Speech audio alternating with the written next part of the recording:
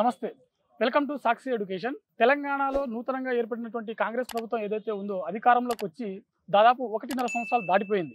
అయితే ఈ నేపథ్యంలో కాంగ్రెస్ ప్రభుత్వం ఇచ్చినటువంటి 2 లక్షల ఉద్యోగ హామీ ఏదైతే ఉందో అది ఎంతవరకు నెరవేరింది అనే దాని గురించి నిరుద్యోగ సంఘం తరపున అలాగే రాష్ట్ర ఏఐఎస్ఎఫ్ సభ్యులు ఉదయ్ కుమార్ గారు మనతో పాటు ఉన్నారు. దీని గురించి చర్చించడానికి నమస్తే సార్. నమస్తే సార్. తెలంగాణలో ఇప్పుడు కాంగ్రెస్ ప్రభుత్వం అధికారంలోకి వచ్చిన తర్వాత మనకు ఈ నిరుద్యోగం సంబంధించినటువంటి ఉద్యోగ హామీలు ఏవైతే ఉన్నాయో వీటికి అసలు ఎంతవరకు హామీలు నెరవేర్చింది, ఎంతవరకు కాంగ్రెస్ ప్రభుత్వం దీంట్లో సక్సెస్ అవుతుంది? మొన్న జూన్ 2 తారీఖు నాడు జాబ్ క్యాలెండర్ ప్రకటిస్తా అని గతంలో నిరుద్యోగులకు మాట ఇచ్చిన సందర్భం. ఆ మాట నీటి మూటగా చూస్తున్నటువంటి మనం ఉన్న పరిస్థితులు. ఎందుకంటే స్థానిక సంస్థలని రాష్ట్ర ముఖ్యమంత్రి గారు ప్రకటించిన సందర్భంలో ఎన్నికల హడావిడి రాష్ట్రంలో జరిగే ప్రక్రియలో భాగంగా నిరుద్యోగుల సమస్య పక్కదారి పట్టించేటువంటి ప్రయత్నం చేస్తూ ఉన్నారు. మేము ఏమడుగుతున్నాము, ఏ నిరుద్యోగుల కోసం అయితే రాష్ట్ర ప్రభుత్వం ఏర్పడ్డదో ఆ నిరుద్యోగులకు ఉసురు గోస తీసుకోకుండా మీరు ఇచ్చిన మాట నిలబెట్టుకునేటువంటి క్రమంలో వాళ్లకు నిరుద్యోగులకు ఉద్యోగాలు వేయాల్సినటువంటి అవసరం ఉన్నది. కాబట్టి రాష్ట్ర ముఖ్యమంత్రిని మేము విజ్ఞప్తి చేస్తూ ఉన్నాం.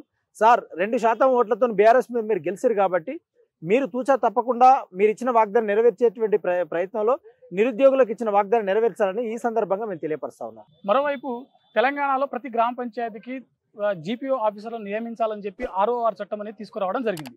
ఇందులో భాగంగా సుమారు 10,954 ఉద్యోగాలకు క్రియేట్ చేస్తామని చెప్పి ప్రభుత్వం హామీ ఇచ్చింది. అయితే ఈ నేపథ్యంలో గతంలో పనిచేసినటువంటి వారికి తిరిగి అవకాశం ఇవ్వడం, అది కాకుండా రెండోసారి మళ్ళీ గతంలో పనిచేసిన వాళ్ళకి రెండోసారి అవకాశం ఇవ్వడం, ఇది నిరుద్యోగులు ఏ విధంగా దీన్ని స్వీకరిస్తున్నారు?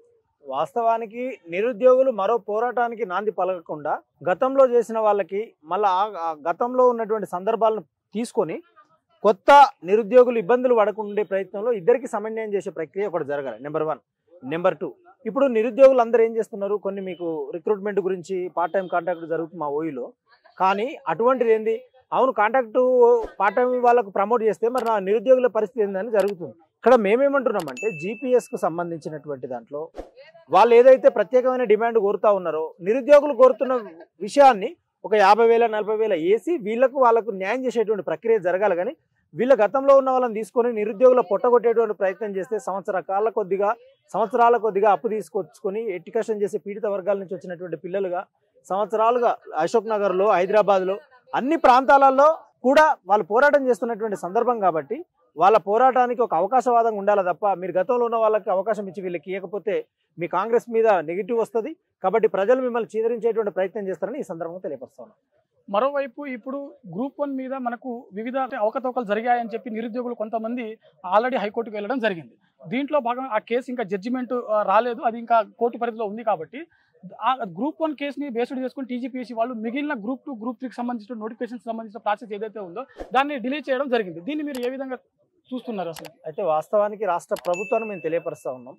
గతంలో బీఆర్ఎస్ ప్రభుత్వం ఉన్నప్పుడు గ్రూప్ 1 అనేది 2 సార్లు క్యాన్సిల్ అయిన సందర్భం. ఆ అనుభవాన్ని పుణుకుపుచ్చుకొని ఇప్పుడు ఈ రేవంత్ రెడ్డి గారు గ్రూప్ 1, గ్రూప్ 2, గ్రూప్ 3 నోటిఫికేషన్ల పేరు మీద జరిగిన నష్టాన్ని పూర్చేటువంటి క్రమంలో నిరుద్యోగులకు ఇచ్చిన హామీలు నెరవేర్చడంతో పాటు ఆ నిరుద్యోగులకు సంబంధించిన నోటిఫికేషన్లో ఖచ్చితంగా మీరు వేయాల్సిన అవసరం ఉంది. వేసిన దాంట్లో పారదర్శకత అనేది ఉండాలి, వాస్తవాలు ఉండాలి.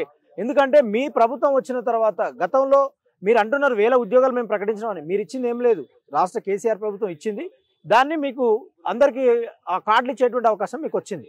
కాబట్టి మేము రాష్ట్ర ముఖ్యమంత్రి గారు గ్రూప్ 1 కావచ్చు, గ్రూప్ 2, గ్రూప్ 3 కావచ్చు, ఇవన్నిటిని మీరందరూ కూడా ఒకసారి సమీక్ష చేసి అకౌంటబిలిటీగా ప్రజలకు ఉండేటువంటి క్రమంలో ఎటువంటి లోటుపాటు లేకుండా ప్రజలందరికీ సదవకాశం ఇవ్వాలని ఈ సందర్భంగా మేము తెలియపరుస్తాము. మరోవైపు ఉదయ్ గారు, మనం ఇక్కడ చూసుకుంటే తెలంగాణలో ఉద్యోగ హామీలు నెరవేర్చాలని చెప్పి నిరుద్యోగులు రోజు రోజుకి డిమాండ్ చేస్తున్న నేపథ్యంలో గవర్నమెంట్ ఒకవైపు మాజీ సీఎస్ గారి ఆధ్వర్యంలో ఒక కమిటీ వేయడము, అంటే నిరుద్యోగ ఖాళీలు ఎన్ని ఉన్నాయో అనేది తెలియజేయాలని చెప్పి ఒక కమిటీ వేయడము. మరోవైపు మంత్రివర్యులు గౌరవ శ్రీధర్ బాబు గారు రీసెంట్గా ఒక ప్రెస్ మీట్లో త్వరలోనే మేము 23,000 ఉద్యోగాలు భర్తీ చేస్తామని చెప్పి హామీ ఇవ్వడం, దీన్ని మనం ఏ విధంగా చూడొచ్చు? అంటే రాష్ట్ర మంత్రి గారు ప్రకటించినంత మాత్రాన హామీ చేయకపోతే నీటి మూటలాగానే అయిపోతుంది. కాబట్టి మంత్రికి మేము విజ్ఞప్తి చేస్తున్నాం, ఉస్మానియా గడ్డ నుంచి ఓయి బిడ్డగా మీరు ఏదైతే మాట ఇచ్చిందో దానికి కట్టుబడి ఉండి నిరుద్యోగులకు ప్రజలకు న్యాయం చేసేటువంటి ప్రక్రియ జరగాలని ఈ సందర్భంగా మీకు తెలియపరుస్తాము.